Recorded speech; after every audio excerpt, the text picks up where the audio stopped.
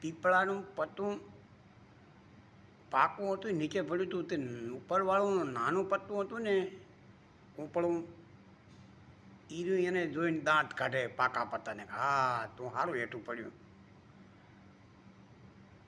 પછી પાકા પત્તાએ એને કીધું કે એક દી હું તારા જેવું જ હતું અને તારી ગુણ હું કિલાસમાં જ હતું, પણ એવું ના સમજવું કે તું એવું ને એવું રહીશ, તું એ મારા જેવું થઈશ. સમય આવે ને, સમય એટલે ગમે એવું નાનું હોય તો એ ઘરનું થઈને પડે છે. એટલે એવું ના રાખવું કે હું કાયમ આવું રહીશ. સમય આવશે ને એટલે ઘરનું થવું પડશે ગમે એને. અને અમુક અમુક આ ડાપણ કરતા હોય ને, અમુક અમુક અધર્મ બહુ કરતા હોય છે કે બનાસકાંઠામાં પાણી હાલત જોઈ લેજો, કાઠિયાવાડમાં હાલત કરી નાખી જોઈ લેજો. ખાવા અનાજ નહીં રાખે ભગવાન તમારું, એવી હોનારસ મૂકશે ને એટલે તમારું પાકેલું અનાજ તમે ન લઈ શકો. અહીંયા કોઈના બાપની સત્તા નહીં.